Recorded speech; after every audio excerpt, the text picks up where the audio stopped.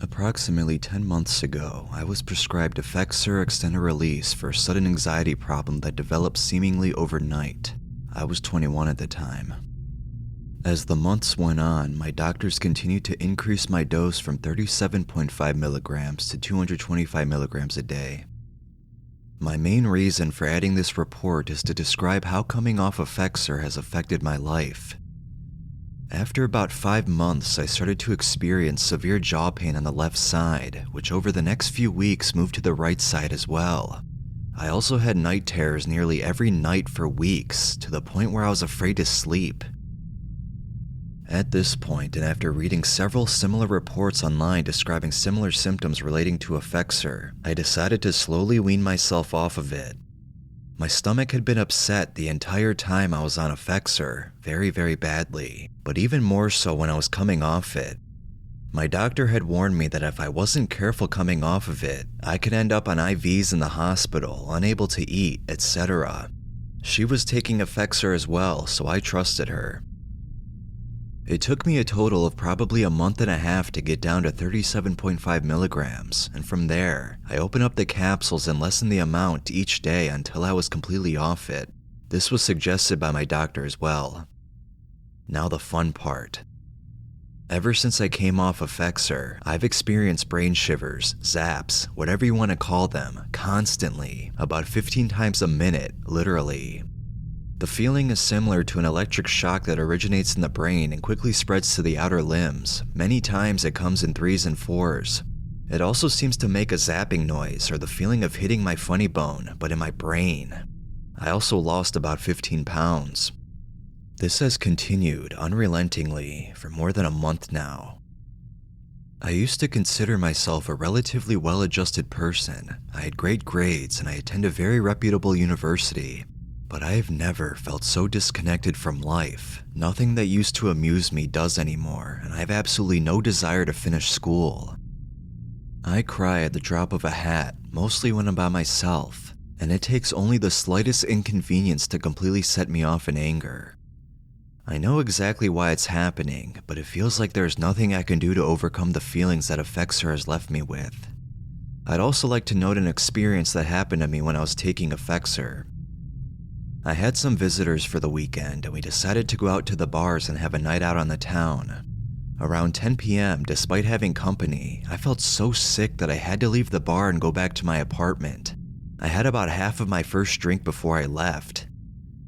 From about 11 p.m. till about 7 a.m., I vomited uncontrollably and I couldn't understand why because I hadn't been drinking. At about 7:30, I clued into the fact that with all of the hustle and bustle of company arriving in the morning, I'd forgotten to take my Effexor. I took a gravel to try to alleviate the nausea, but quickly threw it up. Eventually, I was able to get my Effexor pills down and lie in bed until everything subsided. This chemical is grossly misunderstood and understudied.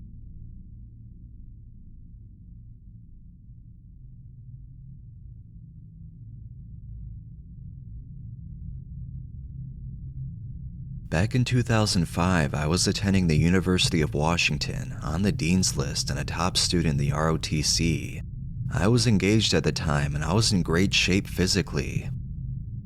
My ex-fiancée started having a lot of emotional issues and her negativity really started getting to me.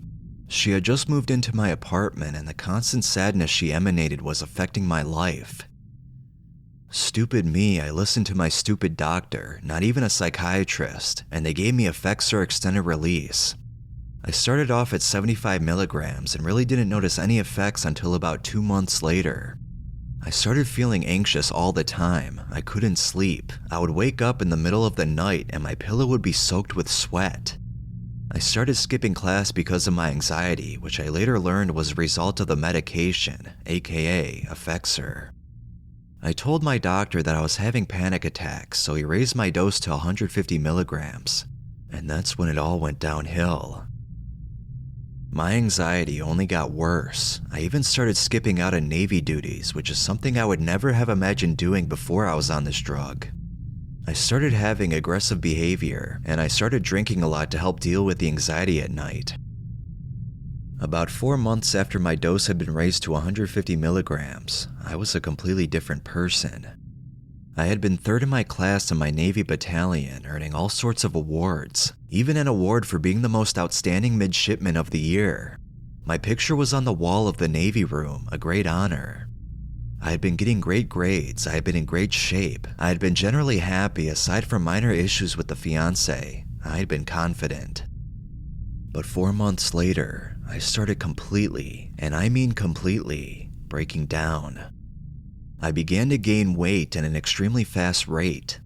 Within a few months, I had gained close to 100 pounds and couldn't participate in my Navy workouts. Even my bones started to weaken.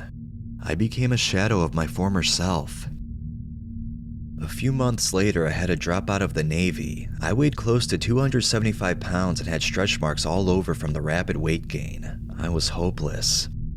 I had to drop out of school, I lost my fiance, and the anxiety was horrible. I eventually had to start smoking weed to help with the side effects. It was the only thing that calmed me down. I swear to this day, weed has saved my life. I wanted to get off the medication, I really did, but you see, it was almost impossible. If I lowered my dose, I would feel so completely horrible. I would get electric brain zaps and moments of intense rage, which isn't like me at all. I'm usually a very peaceful person. Every time I tried to lower the dose, I felt like I was going to die. So the story goes, I lost everything. I had to move back home with my mom. I kept trying to lower the dose, but the side effects were so horrifying that it was just impossible. It was like I was in a coma. I wasn't myself the whole time I was on the drug, which ended up being more than 2 years. The coma, it was like being in a dark hole. I started smoking cigs to help, and I was still drinking a lot.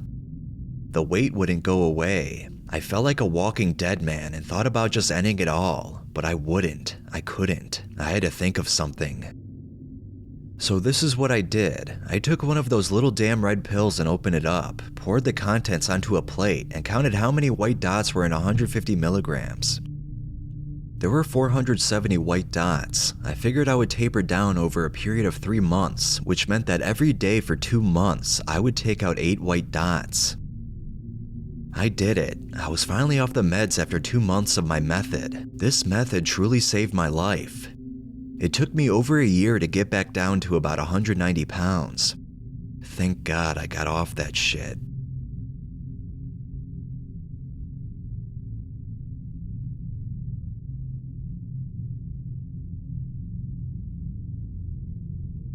I am so sure I'm not alone out there when I say that no, most doctors don't know what the hell they're doing when they prescribe something to help a person out.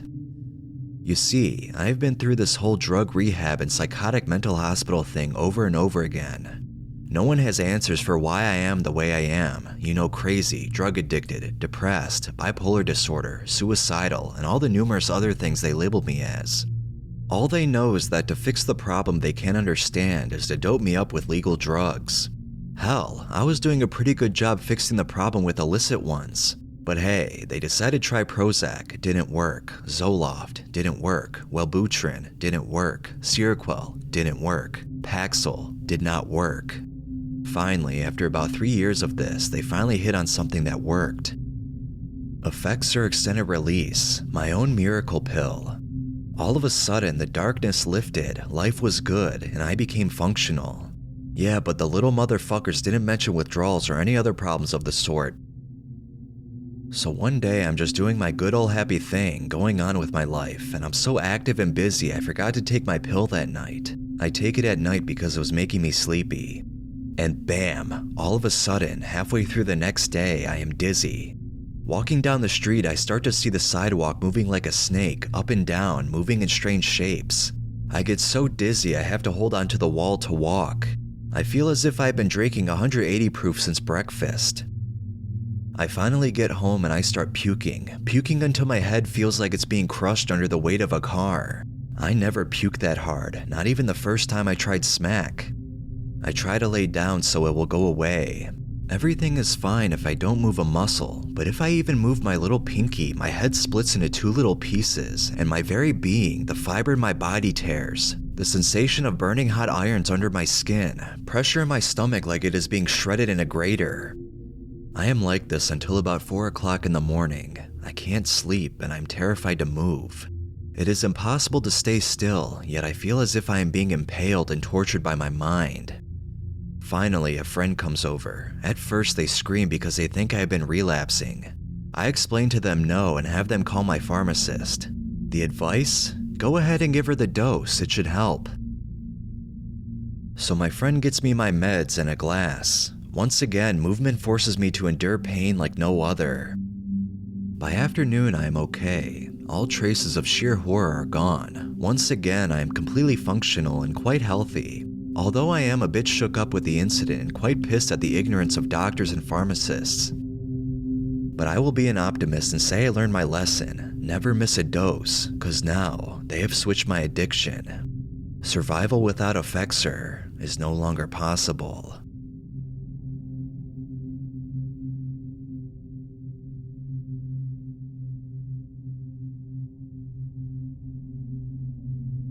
On the 5th day of no booze or Effexor, after almost a week of teeth gnashing, bedridden depression, a neighbor woke me to get back a copy of The Fog of War, a documentary on Joe McNamara, Secretary of War during Vietnam, in order to take it back to the video store. I came to the door in a haze, having worn the same shirt and boxers for 5 days. I hadn't showered since 2 days after Christmas. Personal hygiene isn't high on the list when I'm pondering leaping into oncoming traffic. I handed him the DVD and returned to my room, putting a shirt over my head to shield my usually sensitive eyes from the afternoon sunlight which was peering through cracks in my blinds. My mattress was on the floor as I had never bothered to obtain a proper bed. There were no sheets, only a denim comforter that I snuggled with in the classic fetal position. This was the only way I could sleep as it gave me a feeling of comfort and safety. Upon cessation of Effexor, I had been sleeping 16 hours a day during the ordeal. Fortunately, I was able to trade some of my Adderall for Klonopins.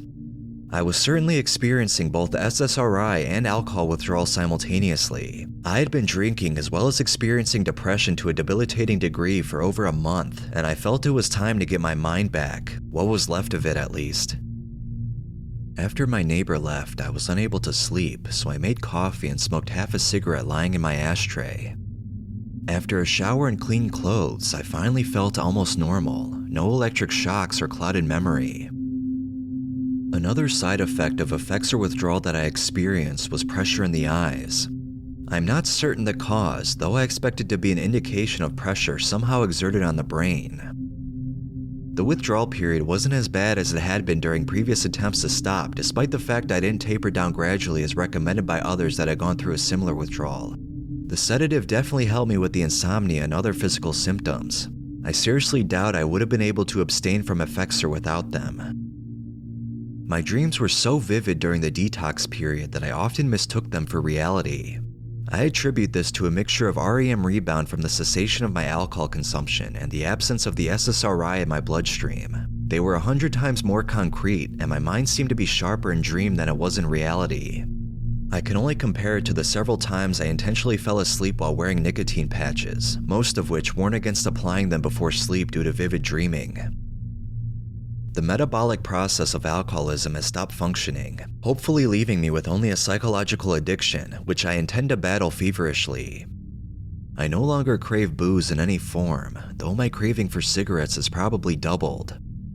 I took a triple dose of multivitamins because cells inundated with alcohol have a terribly difficult time obtaining nutrients, and most alcoholics suffer from vitamin deficiencies.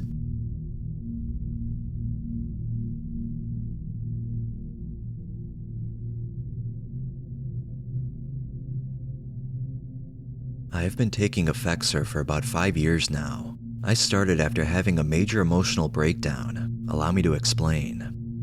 I was initially put on Prozac and felt fantastic. I stayed on the Prozac for several years and life was fucking great. So great, in fact, that I decided I no longer needed to be on any medicine for depression and just stopped taking it. Since Prozac has a nice half-life, getting off of it was a breeze. Absolutely no side effects. Then I had some major crises in my life and started to slip into a deep depression and manic anxieties. I was a mess. The doc put me on several medicines just to get me to the point where I could function. I have to honestly say that I am very grateful for the help some of these medicines provided, but I deeply regret the day I began Effexor. It is currently the only psych med that I take, and it is evil.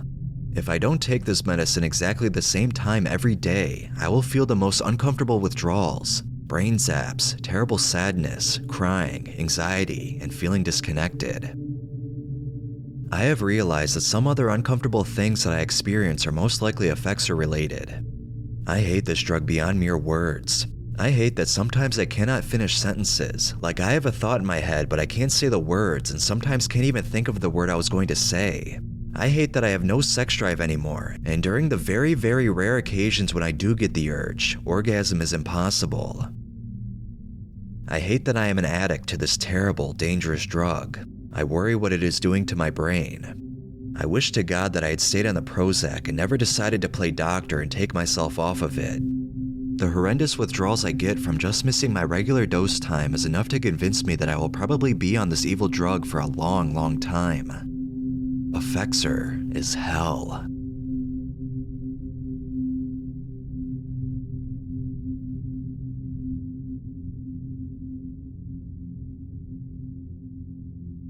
In 2000, after years of horrible anxiety, depression, and realizing that alcohol and denial wouldn't fix my problems, I began seeing a psychiatrist at a clinic.